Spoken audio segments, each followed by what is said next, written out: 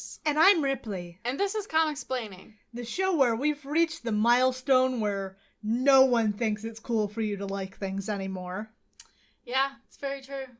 Yep, this is episode 30. All the kids think that we're old and lame. All the old people think we're immature and shitty. Mm-hmm. Great. We're dirty 30.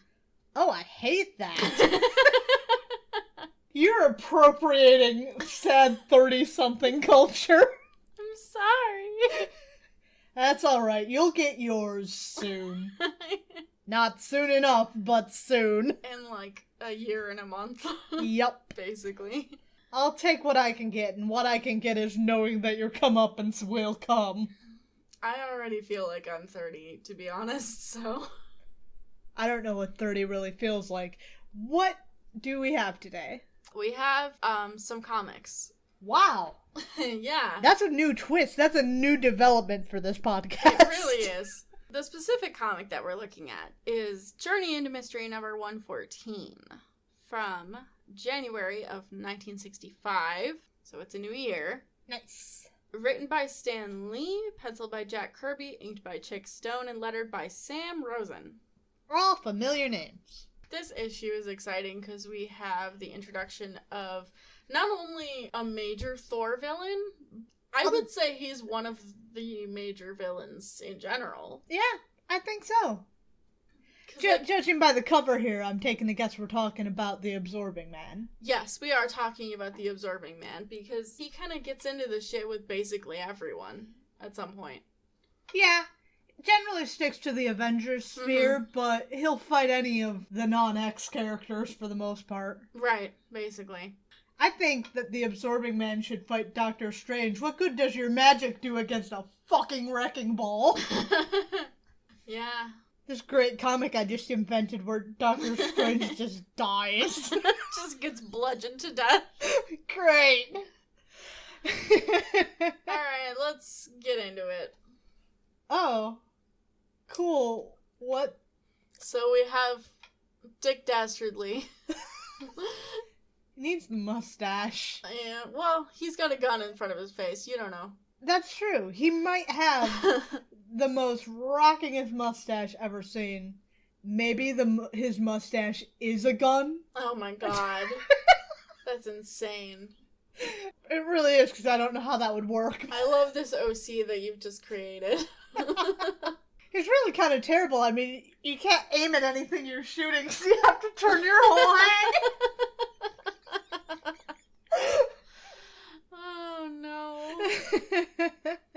So this is not the Absorbing Man, this weird gun-toting race car driver with a Hydra helmet? So the issue opens with Thor in the middle of a high-speed chase with a dude indeed in like a souped-up, I don't even know what to call this. Like a 1920s race car. Yeah, basically.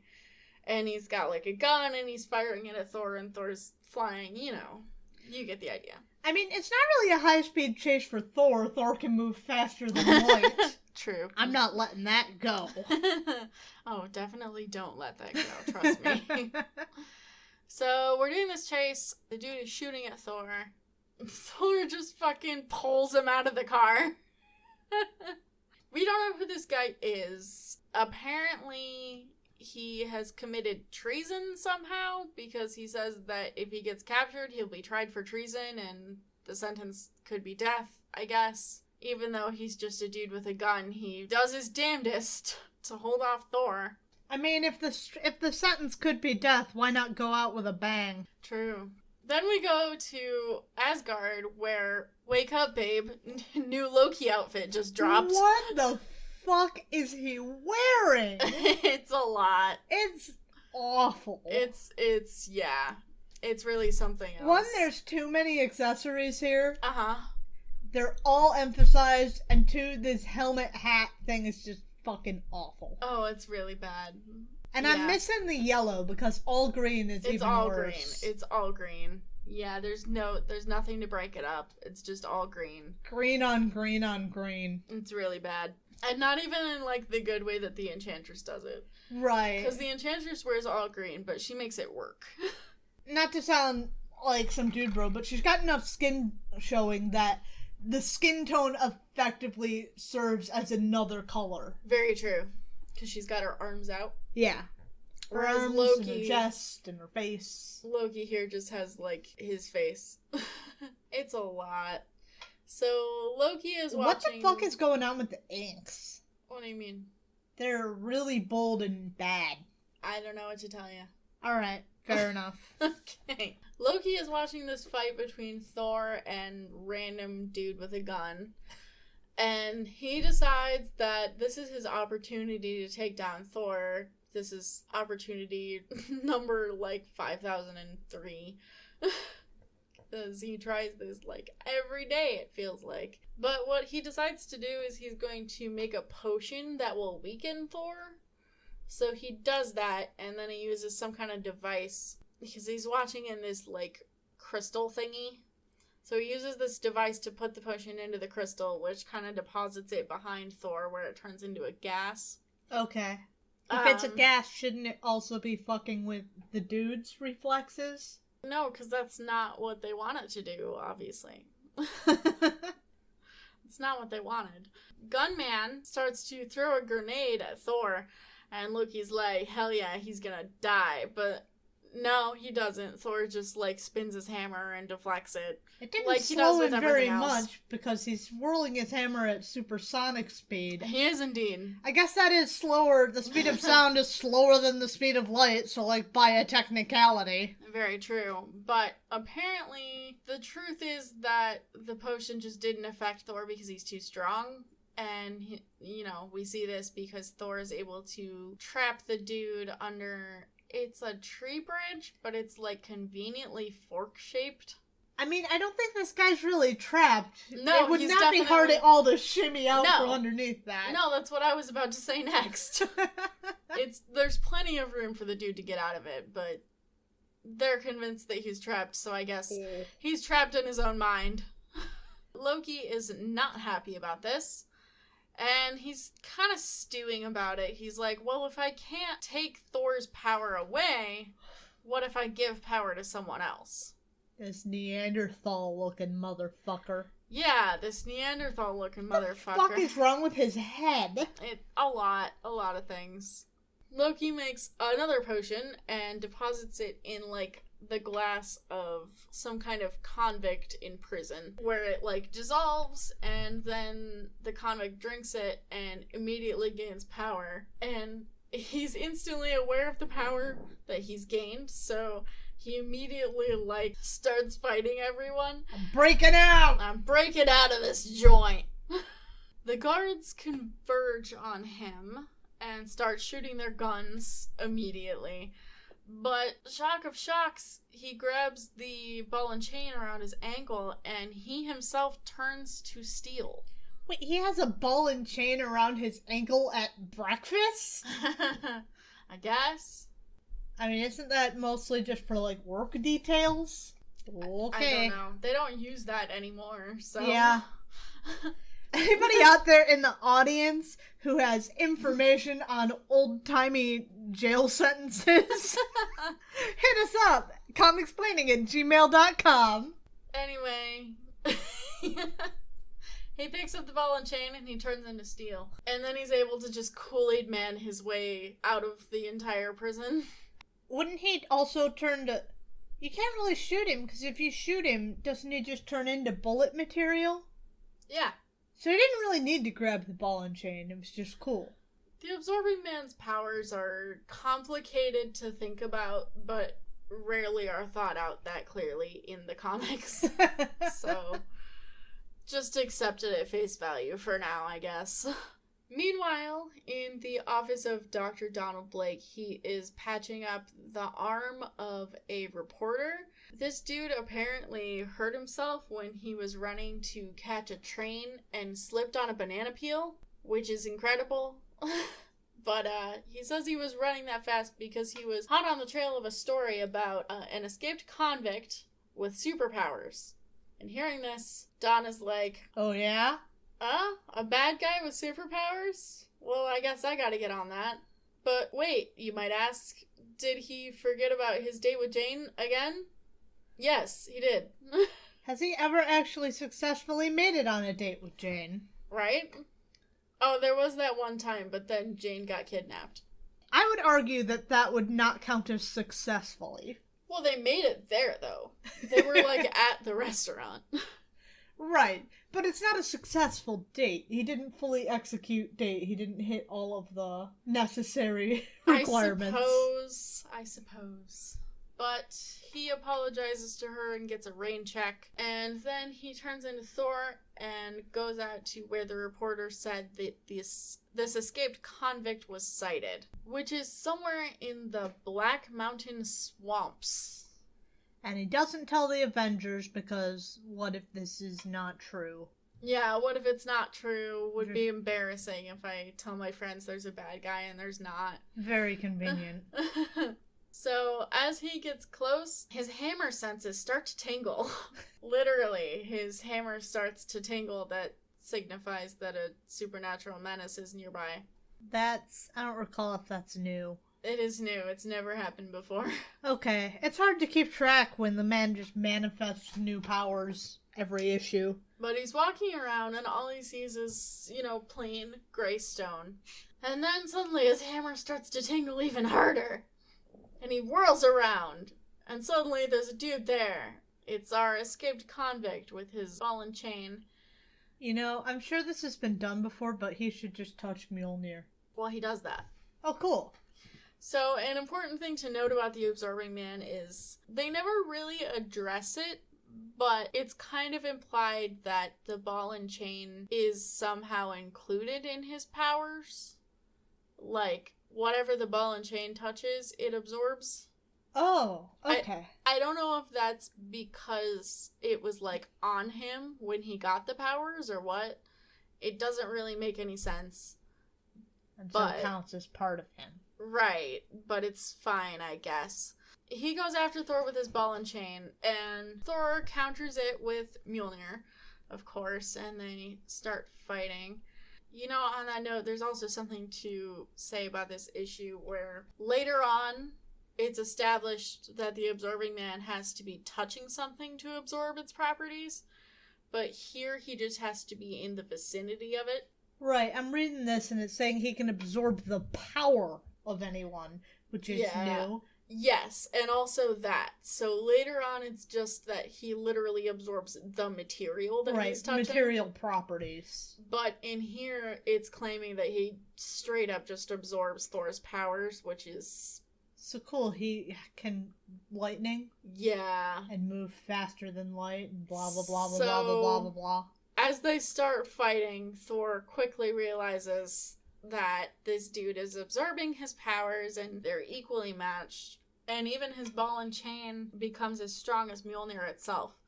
So Thor decides spinning is a good trick. I'll try spinning. That's a good trick. He creates a whirlwind around himself, but being that the Absorbing Man has apparently absorbed Thor's powers, he just decides to show Thor what's what by also creating a whirlwind. They're creating separate whirlwinds around themselves for some reason. See, he should have just tried spinning the other way. Unspin it. Yeah. Like, if you ever have been in a pool and you walk around in a circle and you can make a whirlpool, the way to break it is to swim against it. Well, that's the thing, though, is that they're making whirlwinds that are, personal force fields, basically. Yeah. He's not just creating a tornado, he's making, a windshield, I guess. Thor can't fucking hit you because he's in his own windshield, so why? I don't know.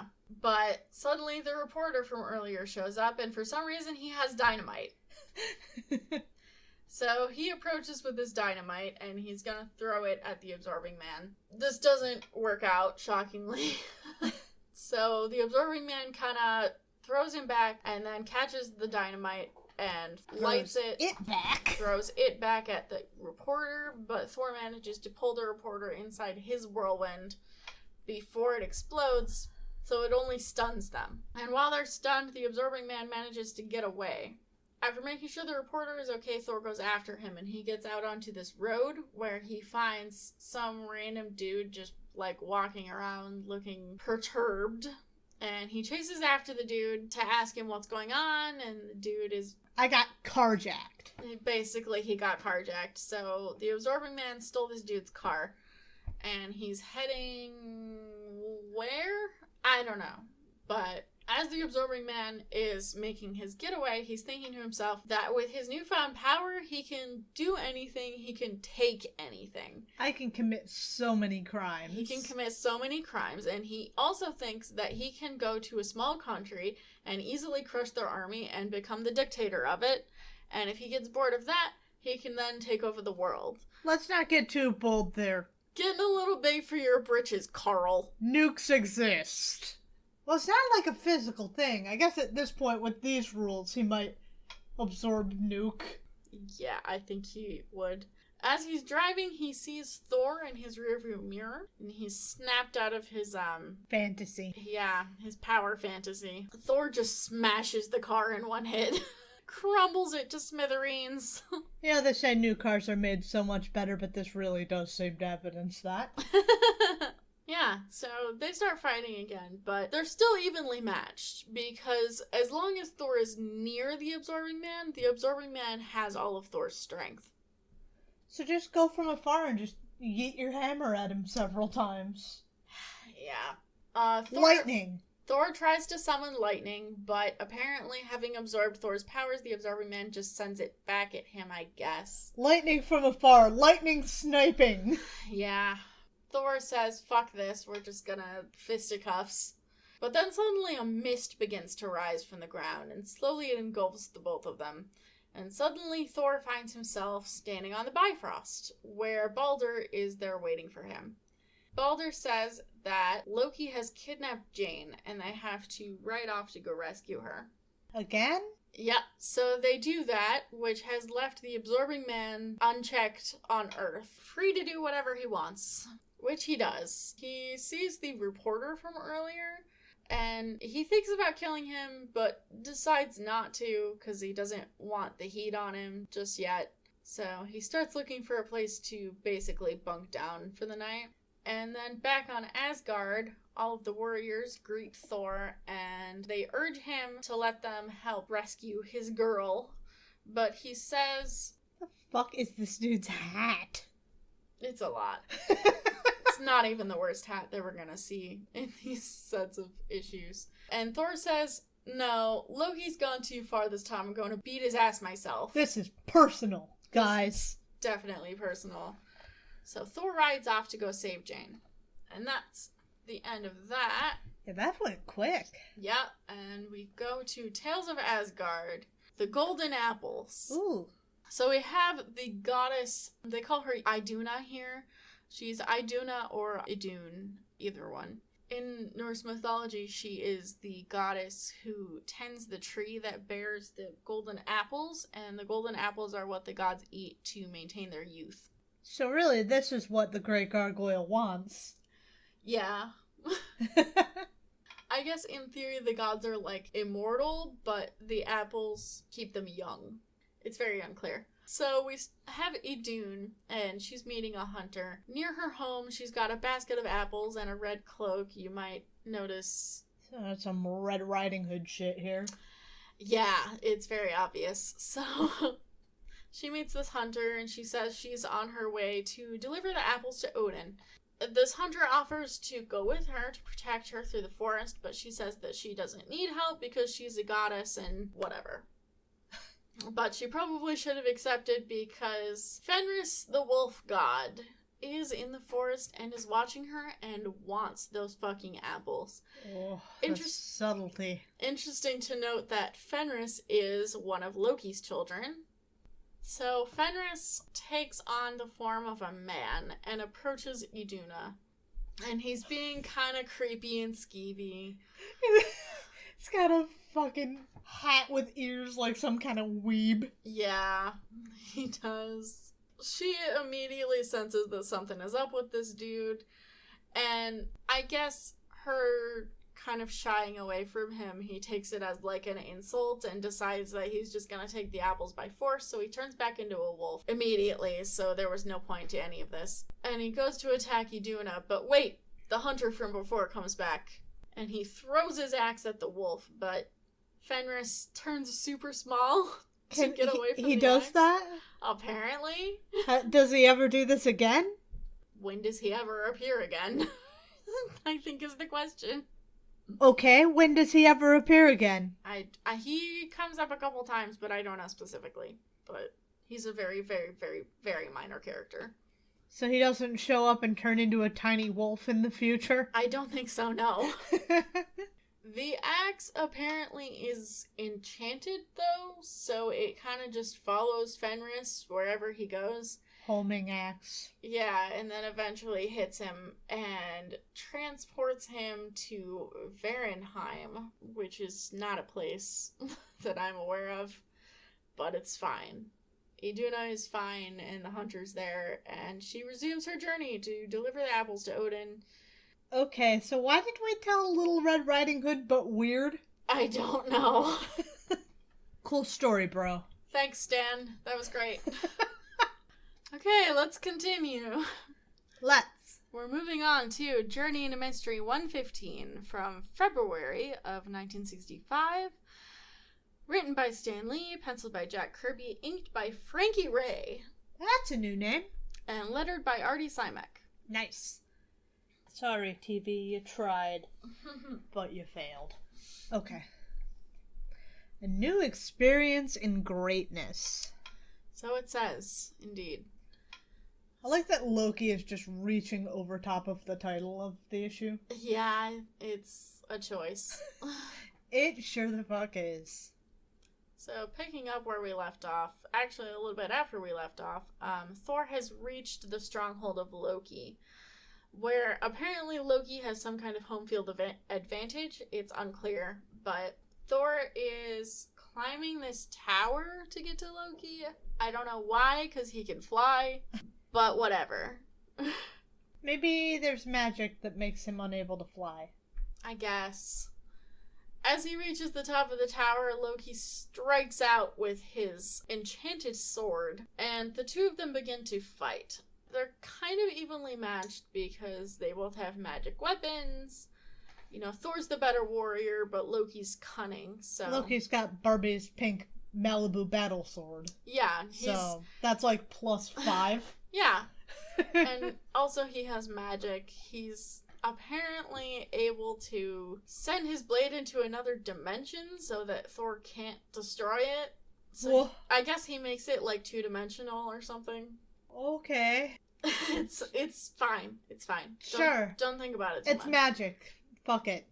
Back on Earth, the reporter, Harris Hobbs. Stan likes his double names. It's just not something we've addressed so far, but like... Well, it hasn't really come up so far. No. I mean, a little bit. Scott Summers. Yeah, that's true.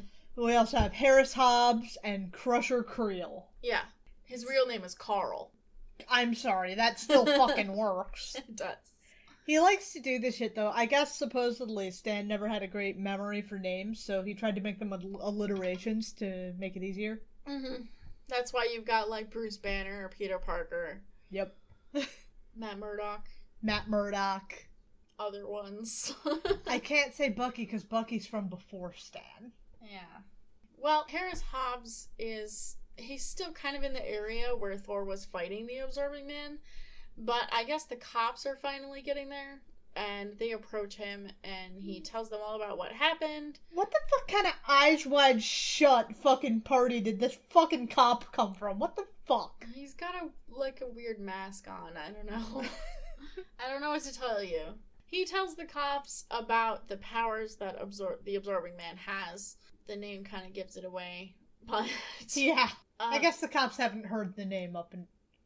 Well, no. They have heard this name. And they're still baffled. Yeah. What could the Absorbing Man mean? Basically. That's fine. Meanwhile, the Absorbing Man himself is approaching some very fancy house in like a suburban kind of wooded area. This house is cool looking. Yes. So he's going up there and he sees the couple inside. The husband is a banker and the wife is a wife. It's the 60s. That's her only profession. Yeah. Having dinner on the table. Basically. So he enters the house and begins to threaten them. And then we jump back to Asgard, where Thor and Loki are fighting. Loki uses some kind of magic to freeze the air around Thor so that he's in like a huge ice cube. But Thor breaks it because he does. And I like that Loki doesn't fall for the stupid hero plays like, yeah, well, you turned to magic to beat me, and looks like, well, I don't give a shit how I fucking beat you. You're not gonna bait me into giving up the fucking advantage. Yeah, they have this amazing back and forth where Thor is like, well, if you use magic, then you're not really defeating me. And Loki's like... Tell that to your dead fucking corpse when I swing this sword through it. Basically, which is like... such a sibling conversation. Fuck yeah, I love it. It's great. Like, honestly, their interactions, I mean, obviously they're trying to kill each other constantly, but... That's just sibling things. That's true. It's true. That is kind of how it is. But their interactions really do just feel like siblings, which is fantastic. So Thor busts out of this ice and he fucking jumps on Loki and bowls him over onto the ground, and they start tussling on the ground. But then suddenly... Dad comes to break up the fight. I don't care who started it, I'm ending it! Don't make me turn this car around! Don't make me turn this tower around. Odin appears, he kind of like divides the ground between them. His hat is excellent. Yeah, it's a lot. So he has a new hat, a new outfit in general, but the hat is striking. Loki also got a new hat for this story, so... Loki's new hat sucks, though. Yeah, it does. Odin's new hat is the new hotness. Yeah, but Loki is wearing some more yellow this time. Oh, good. He put on his fancy yellow battle lederhosen. to fight his brother. Odin demands that they stop fighting. Loki, thinking on his feet very quickly, says... Look, Thor brought that mortal woman here against your wishes, and I was trying to punish him for doing that. This is still a sibling dynamic. Oh, yeah. Yeah, no. I mean, speaking as someone who was that sibling, who was like, I didn't do it, she did it. My sister can attest. So Loki tries that, and Odin is a little too smart to believe Loki, as any parent who knows that their child is a fucking liar. See, you say that, but how many times has he taken Loki into his confidence as his closest advisor? That's very true. But he realizes that Loki probably isn't telling the truth, but he also sees that Jane is there, and that Thor is attending to her because she fainted. He does indeed have fucking eyes. He does have eyes. They're very striking, in fact. Yeah. He can't really decide what's the truth here, but he declares that because of this situation, the two of them must now undertake the trial of the gods. Thor accepts this, but he approaches Odin and asks that he get a 48-hour reprieve to deliver Jane back home and finish the fight that he left. And Odin grants him that, despite Loki's objections.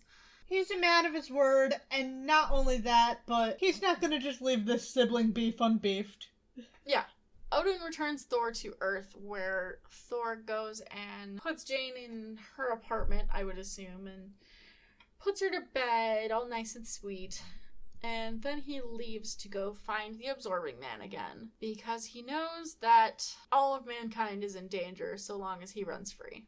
That's a weird assumption to jump to. Yeah. Back in the house where the Absorbing Man himself, Crusher Creel, has invaded, this banker has some fucking chutzpah.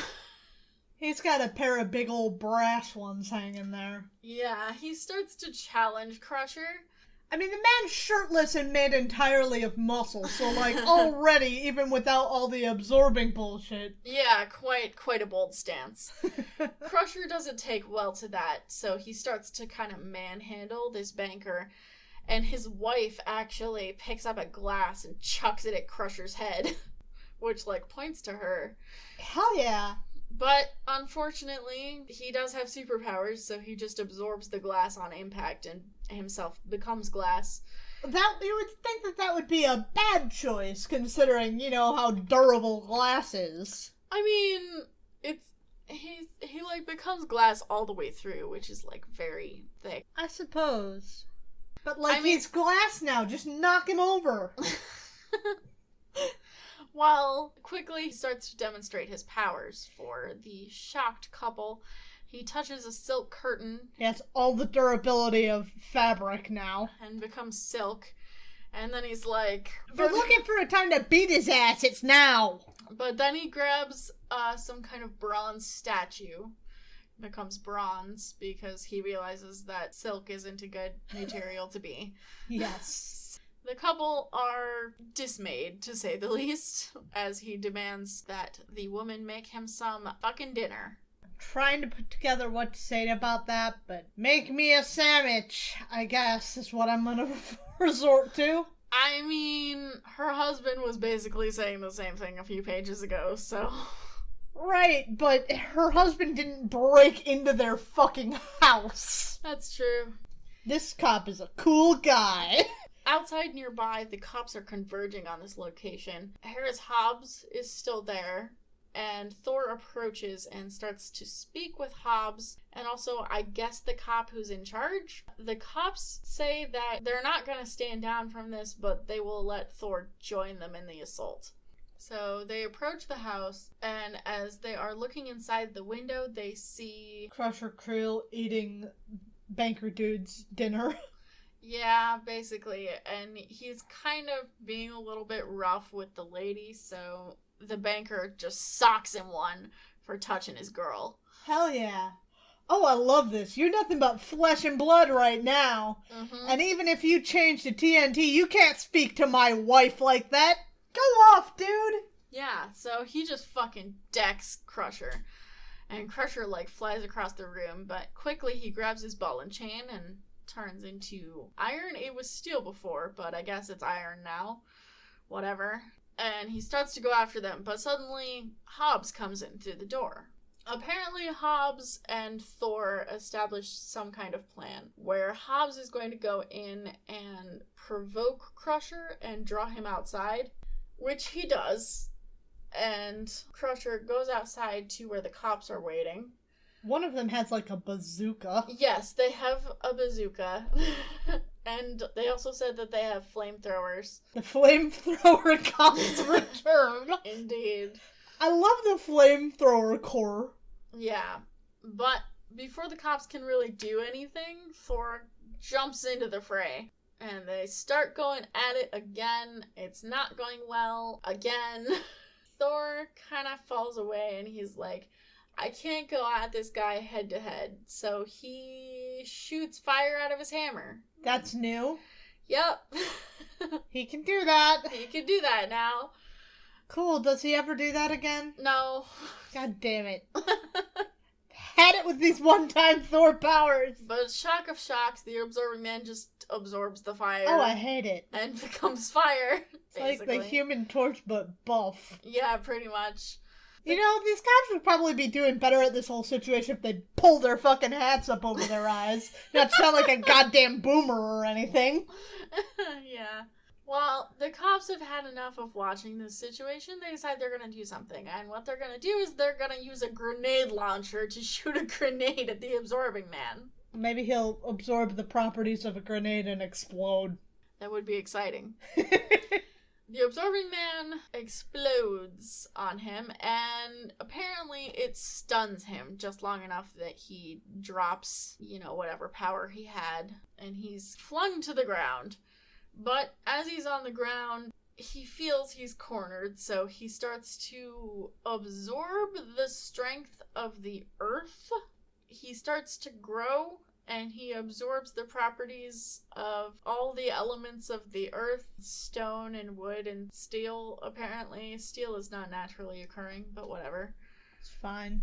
Yeah, so this is a lot, but in his enlarged form, he starts to go after Thor. Thor gives him one last chance to stand down. Why does he get bigger? Like, I understand absorbing all the qualities, but shouldn't he still be Crusher Creel size? He absorbed the planet's bigness. I see. Thor gives him one last chance to stand down, but Crusher, of course, doesn't take it. So, new Thor power alert. Oh, no.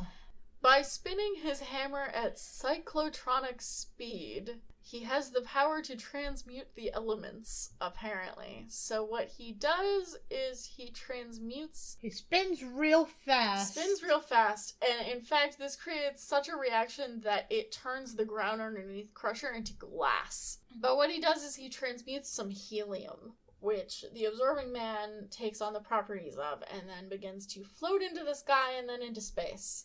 I mean, technically he's touching helium all of the time. Yeah. And air. Yeah. Let's not think about the Absorbing Man's powers. That's what I said.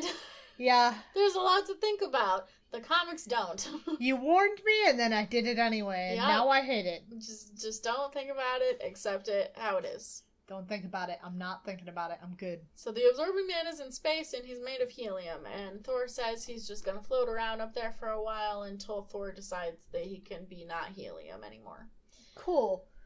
Who needs magic when Thor can just spin real fast and turn you into helium? Right? Why the fuck are you fighting anyone? Honestly. Just spin real quick and turn him into helium. Yeah. Basically, that's all he needed to do, so he takes off again. I don't understand why this newsman is like, I can't print this story. I mean, you're clearly Thor, you're here, we've seen you do some wild shit before. Why would no one believe you if you turned in a story? So Thor turned the con that no one has seen since into helium, and now he's gone. I don't know, if I was living in the Marvel Universe and I saw in the paper that Thor did something fucking ridiculous, I'd just accept it. Exactly. Like, sure, that sounds like something Thor can do. You know, why not? He has new powers all of the time. Why not this one? Thor does have a really good line that I like a lot. He says, "It would require the wisdom of Odin for any mortal to say where science ends and fiction begins." I do like that, yeah. Thor talks to the reporter for a second, and the reporter kind of is like, you know, I used to think you were like a weird costumed weirdo, but I see now that you're cool. Thor's like, thanks. And then he flies away, basically. Cool. Thanks. Thanks. And he goes back to New York, where he gets one last look at Jane before... Oh, Odin. Before he's transported back to Asgard to undertake the trial of the gods. How exciting. Which we're going to get to next issue. Before that, we're going to do another Tales of Asgard. Loki has another new but similar outfit. Yeah, but this one is better, I think. I like the purple. The purple and green looks really good. In this Tales of Asgard, we have... a viper in our midst. Indeed. Thor and Loki are accompanying some kind of patrol, I guess, like on the outskirts of Asgard. Thor is leading them, which Loki doesn't like, of course. So they see that there is a giant nearby, so the entire group goes to attack, but Loki kind of hangs back because he's like, let those other idiots get hurt fighting. I'll just hang out over here and then I'll move up when they're done and be like, yeah, I was there the whole time. I helped. I helped. Did you not see me? I was there. Lazy. Loki starts to make a spell because he decides he's going to do something to, like, the giant to make it so that the fight is harder. But he's not really fast enough because the combined might of the Asgardians very quickly get the upper hand. This giant starts to flee very quickly. They beat the giant before Loki finishes all his stupid hand waving. Pretty much. As the giant is retreating, they load some kind of sleeping gas into a catapult, which they apparently had with them. Why? I don't know. But they throw it at the area where the giant was going. But after the gas dissipates, they head off in that direction, and as they're searching, they find nothing there. Mysterious.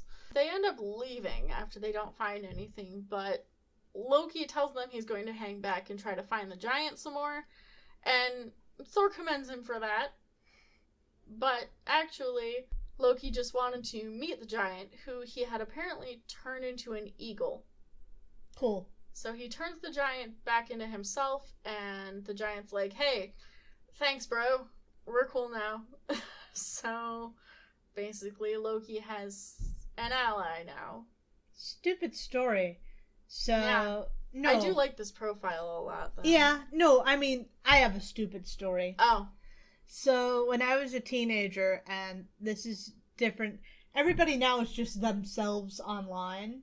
But yes. when we were kids, you were not supposed to give away your name. I know what you're about to talk about. Yeah. So I went for years online under the alias of Eagle with different things attached to it. I'm not going to give it all away. I don't want all the stupid things I ever said online searchable. But I went by Eagle for fucking years.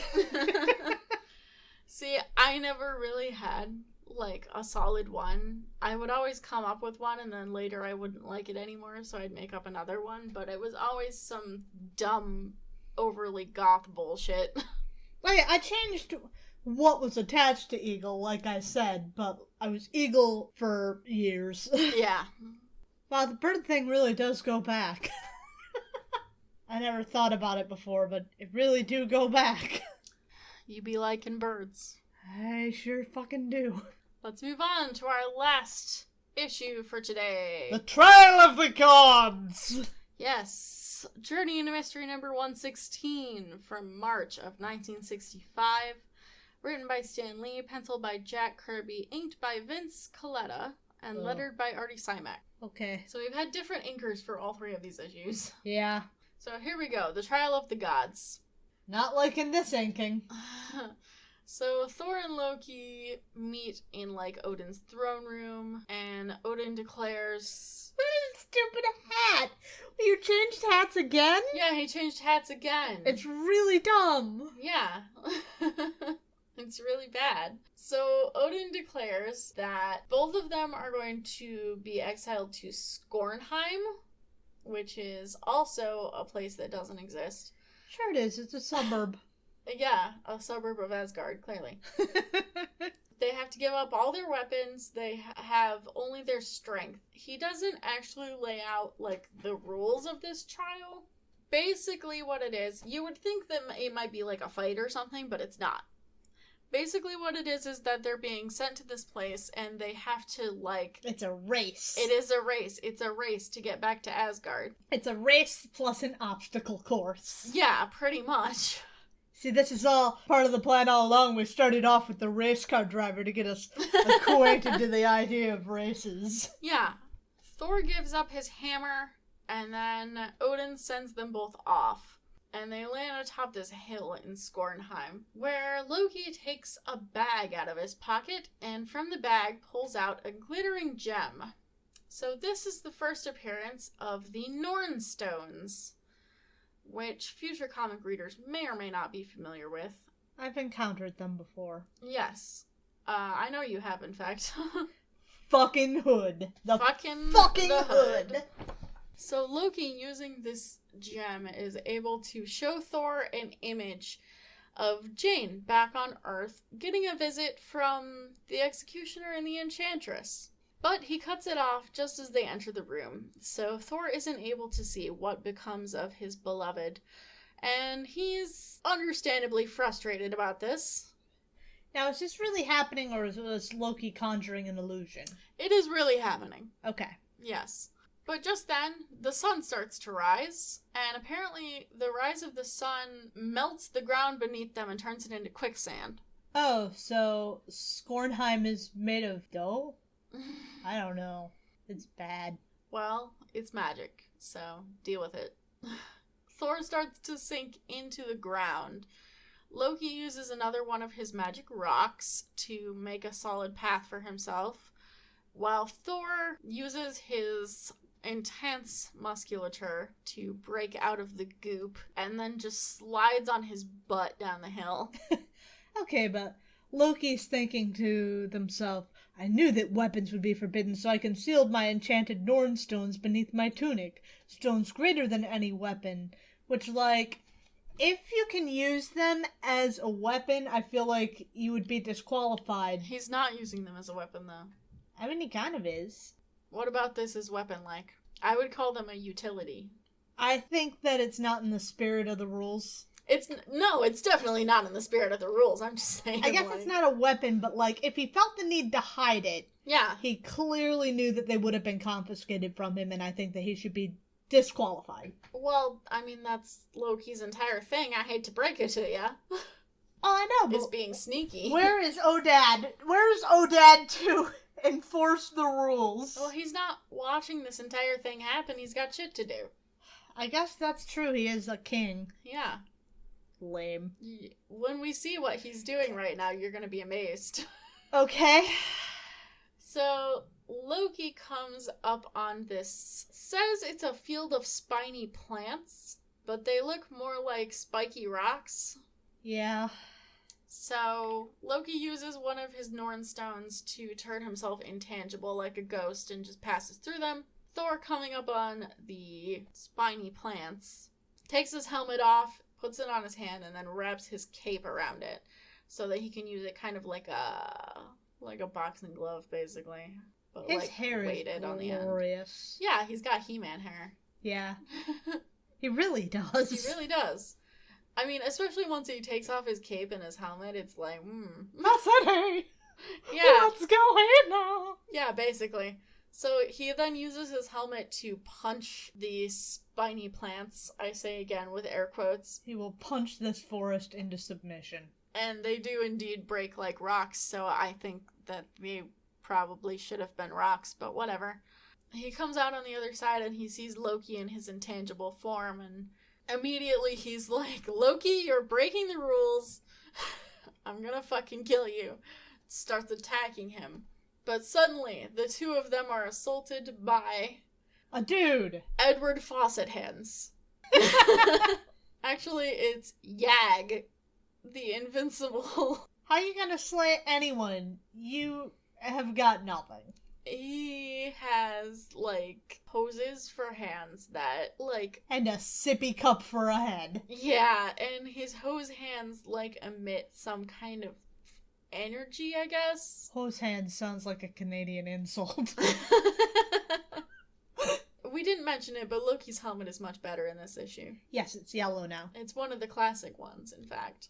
It's yellow and the wings are in check. Yes, indeed.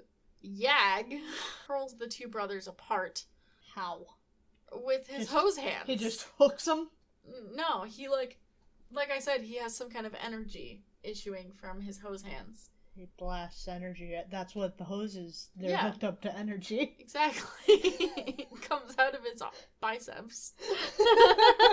Meanwhile, Odin is taking a bath. This fucking bathrobe and slippers are so much. Balder comes to speak to Odin while he's taking his bath, and Odin is like, what the fuck, dude, I'm literally in a bath right now. Can't you see I'm comfy? But he does get out and start to speak with Balder, because Balder says that, purely by coincidence, he happened to look to Earth and notice that Jane is in trouble by the Executioner and the Enchantress, and he says, this is all part of Loki's plan to get Thor away and then do something to Jane. And Odin's like, okay, well, I guess I'll entertain this for a minute, so let's go find out what's happening. And he goes and looks in some kind of looking glass, and he indeed does see that Jane is on the run from the Executioner and the Enchantress. It's like, wow, Balder the best, you weren't lying. Yeah, It's Balder, who never lies about anything ever. Right. Balder is sure around a lot. I guess this does make revealing him as family later feel more natural, I'm assuming. Yeah. Because he's just kind of here all the time. Yeah. Well, he's a good boy. He is. I love Balder. I know you do. I saw Balder and immediately it was like, this is the one. This is my Asgardian. Yep. Odin sees this, and indeed, he tells Balder to hurry off to Earth to help Jane. because, well, he doesn't really like Jane because he doesn't like that Thor is in love with her and he's trying to make his son do things he doesn't want. Weird and controlling. He also doesn't want Jane's fate to affect the trial. That's the most important thing. Yeah, that's the most important takeaway from this. Dad of the year. So he sends Balder off down the Rainbow Bridge. Balder goes, but first we have to go back to Yag Faucet Hands. His whole everything is awful. It's a lot. So he's got a knight's faceplate, a sippy cup top for a hat, hose hands. Yeah, tits out. Oh, I have no complaints. Tits out is a look. Okay. Well, he's attacking the two of them, but Loki is using his magic rocks to kind of levitate away and leave Thor to deal with Yag. And he, in fact, flies away over the mountains and gets quite a lead on Thor. Thor, without any kind of weapons, feels cornered, and he backs up against this rock wall. But in his desperation, he rips a chunk of rock out of the ground and just yeets it straight at Yag so hard that it rings his bell inside his stupid faucet. Yeah, pretty much. Pretty much. And with Yag felled, Thor is able to proceed. But Loki has already reached the next obstacle, which is apparently a desert of intense heat, I guess. He uses his... Says, I'll try spinning. That's a good trick. Yeah, he uses one of Thor's tricks. He makes a whirlwind around himself to stay cool. And then he gets to a forest of carnivorous plants, where he uses the magic stone of Weed Be Gone. He says, Loki later joined a suit against Monsanto. Victorious Loki shall not appease their appetite, not while my enchanted Nornstone contains a repellent which no form of plant life can oppress. Why does it do that? I want to ask the Norns some things. It's weed killer. Why do you have a weed killer rock? Why did you give the weed killer rock to Loki? Why did Loki want the weed killer rock? Well, he foresaw this exact circumstance, obviously. Everything is proceeding exactly as I have foreseen. Yeah. Back on Earth, the Enchantress and Executioner are now pursuing Jane in the middle of the street, and she cries out to pedestrians to help her, and they do. A whole bunch of people are like, you can't just, chase and menace random women in the street. What the fuck? The Executioner rips a lamppost out of the ground and just kind of uses it to pen these people in while the Enchantress is holding Jane. And then he goes back to hold Jane, and the people start attacking again. So this time, because, the Executioner really only has temporary solutions to this, because neither of them are... He can't beat up the entire city of New York. He could, but it would take a while. Yeah, exactly. So he goes back to hold Jane while the Enchantress deals with the crowd, and she weaves a spell that puts them all to sleep. And now our favorite supergroup makes an appearance. Indeed. The Teen Brigade is on the case. Yep, so in one of the nearby buildings, quite high up in the building, I would assume, several floors up, one of the members of the Teen Brigade is seeing this happen, and he quickly moves to his ham radio to send up a red alert. He's trying to contact Rick Jones himself, but at the time Rick Jones is in an Avengers meeting. It's worth noting that in this Avengers meeting, all of the Avengers are talking about how Thor isn't there. And apparently they're cool with that, even though Tony literally got suspended for not showing up once. Maybe that incident showed them they need to loosen the rules a little. Yeah, maybe. Being unable to contact Rick Jones, the member of the Teen Brigade then starts to send an alert to the Avengers themselves, but by then the meeting is over and no one is there. So after that doesn't work, Suddenly, outside his window, he sees Daredevil. So he yells out his window at Daredevil. Yells out his window at Daredevil, but Daredevil is busy doing something else. Yeah, Daredevil does indeed hear him, but he's like, I got shit to do. Yeah, so this is apparently concurrent with Daredevil number 7. So... all you Daredevil fans out there. Yeah. So... finally, the last thing that this kid can think of is he's going to try the Baxter Building. And no one answers the phone! No one answers. True to form. Yep. But, Ugh. the Frightful Four are orbiting the Baxter Building in some kind of magnetic ball. Medusa's looking rough. Yeah, she doesn't look great. And they're noticing that the Fantastic Four are not home. And they think that they're going to go in and take over the building. But then suddenly a fireball shoots out of the sky. And they're like, fuck, they're back. Let's get out of here. But actually, it's just Balder landing on the roof. On fire, as he does. On fire, yes. Well, you know. I guess he doesn't get to be Balder the Bright by not being on fire. True. Balder leaves his horse on top of the Baxter Building and changes into a suit to blend in. But there doesn't really seem to be much of a point to him doing that, because as soon as he gets down to the street level, he just starts yelling at the Enchantress and the Executioner. And they're like, shit, it's Balder. So, like, why? What if someone talked to him in the elevator? God. I guess he could, well... I'm Thor's friend. Yeah, I'm Thor's friend, basically. And it's New York, so they'd be like, oh, okay. No, it's New York, so no one would talk to him in the elevator. That's the truth. But... sure you are, buddy. yeah, so meanwhile, in Skornheim, Thor has reached the desert with the hot, hot heat. And he has no defense against it, but he's determined to beat Loki in this trial. So he makes his way across it, even though it's blisteringly hot. And then he reaches the forest of the carnivorous plants, and once again can't really do anything about it. But he manages to find a river nearby, so he dives in there, which helps with the dehydration from being in the desert, and also helps him avoid the plants. Yeah, this was kind of a stupid trial, considering even without the stones, Loki has magic. Yes, and very true. Thor just has muscles, which he's muscled through a lot of obstacles, but what chance does he really stand? Mm-hmm. The magic of muscles. The magic of these guns. I'll just flex my pecs at this desert, and now it's fine. Nope, totally. Well, Thor is able to follow this river to basically right up to where Loki is. So that's convenient. Well, Loki has apparently reached the last obstacle, which is some kind of chasm with a bunch of flames coming up underneath it.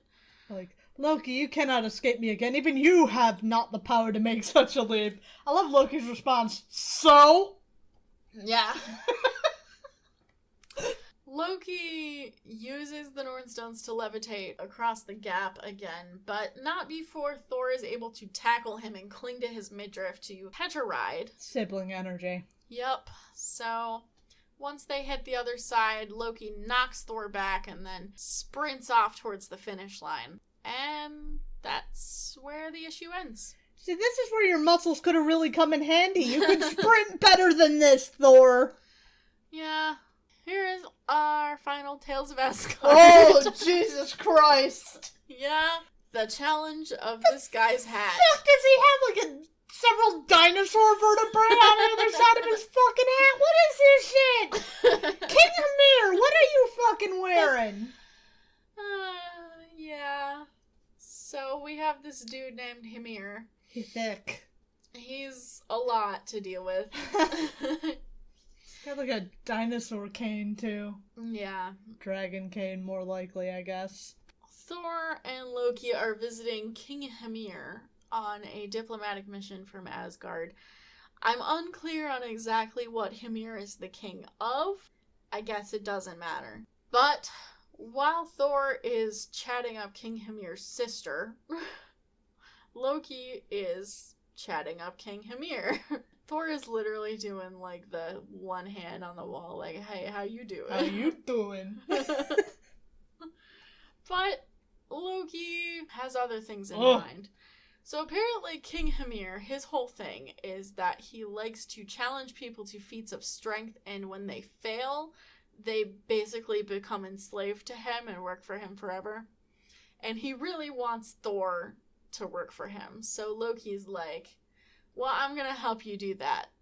Hymir issues a challenge to Thor, and Thor, being a guest here, apparently can't refuse it. And Hymir's sister's like, dude, do not do this. Do not do this. My brother does this shit all the time, and it never works out for people. Just don't fucking do it. But he does it anyway. So the first challenge that he's given is to go out to this spot in the Sea of Eternal Darkness and catch a fish. My childhood. But the twist is that there's no fish here, only sea monsters. So... less of my childhood. Yeah. So Thor is Thor. So basically he uses his hammer to beat down one of the sea monsters and catch it and bring it back. The second challenge that he's given is to break a drinking goblet within 2 minutes.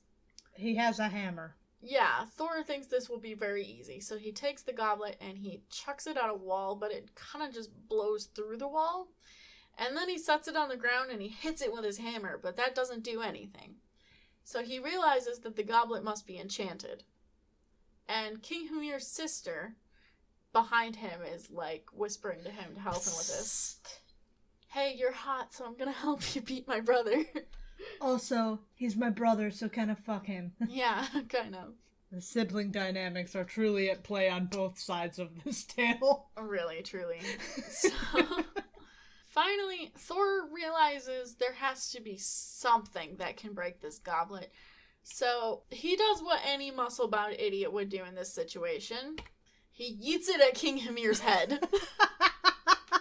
Whereupon it shatters into a million pieces because the only thing more unbreakable than that goblet is King Hymir's intense hat. And he has now beaten all of the challenges. He's feeling pretty good about that. King Hymir approaches Loki and is like... he's not feeling pretty good about that. No, he's like, you must have, like, betrayed me and told Thor how to beat those challenges because you're untrustworthy and whatever. Loki's like, God damn it, he just does that! He just does that! He's Thor! So that one didn't work out very well for our boy Loki. That was a good story, though. I enjoyed that one, even though I don't understand why he just decided to yeet it at Hymir's head. Well, because he's a himbo. Like, it would make sense if the sister said, hey, throw this at my brother's head. Did she say that? No. No. So, like, if she'd have said that, I'd been on board. Why the fuck didn't she say that? I don't know. Well, so the conversation that they actually have is that Thor figures he can't break the goblet, so the only way he can get out of this is to kill Hymir. But he's like, okay, but this princess, if I kill her brother, she's gonna be mad at me. But she comes up behind him and is like, no, it's fine. Go ahead. Just do it. So I guess what he decides is he's just gonna kill the dude, and that's why he chucks the cup at his head. Oh, Jesus Christ, that's dark. Yeah. But okay. I guess I understand. Okay. That's it for this episode, so we're leaving on a cliffhanger. We're gonna get more next Thor episode. What did you think of those 3 issues? I expected a little more from the introduction of the Absorbing Man, I'm not gonna lie. Yep. It wasn't terrible. The first 2, they're all about 3 out of 5. Mm-hmm. They're comics. Yeah. They exist. Yeah. The Tales of Asgard, Red Riding Hood was fucking stupid. Yep. I really don't even remember what the second one was. Oh, it was Yag. No, it wasn't Yag was part of the main was part story. of the trial. It was just another Gar. Giant. It was Gar. Gar the giant, yes. Well, the fact that I don't remember Gar is pretty telling. This last Tales of Asgard I did enjoy 4 out of 5, even though it's stupid. It's really dumb. Okay, but it's dumb in a fun way. It's kind of reminiscent, actually, of the myth of Utgarda Loki, and that's Loki of Utgard. Not to be confused with Loki of Asgard. They're separate beings. Okay. So it's similar to that because that myth is all about Thor and Loki undertaking trials that are more than they appear to be. So it kind of has that flavor. Okay. We're running pretty long today, but real quick, we did want to mention that it is Free Comic Book Day. So, when we're recording this, so by the time you hear this, it is of no use to you. Yeah, so weird that we're talking about it now, but whatever. Right, we should have talked about this last week, but we did not. Oh well. For we those had of more you, important things to talk about last week. Those of you out in the audience who don't know, Free Comic Book Day is pretty much what it says on the tin. If you go to your local comic book shop, which is what it's meant to promote, you go to your local comic book shop, you can pick up free copies of whatever the comic book companies put out, because they put out special issue comics for Free Comic Book Day. It's not any comic for free. No. Specific ones that are specifically made for Free Comic Book Day. And none of them are really all that impactful. You're not going to have suddenly Odin's been decapitated and we have to continue on from there. I don't know. Free Comic Book Day. A few years ago, there was an issue of Free Comic Book Day Avengers where Loki had a Celestial punch Odin in the face, and I thought that was pretty good. I'm not saying there's not anything good. It's just they're not super impactful because you can only pick them up like one day a year. Yes. So, in the future, you might want to check out your local comic book shop and see what they've got out for Free Comic Book Day. Next year, I guess. Yeah, exactly. There are also sometimes just fun events, like at the comic book shop that I frequented before my current comic book shop, on Free Comic Book Day, they would have someone outside on a barbecue grilling up hot dogs, and they'd just pass them out, and that was fucking awesome. But they may have, if you're in a really special area and a really good shop, they may have signings, they may have any number of fun things going on Free Comic Book Day.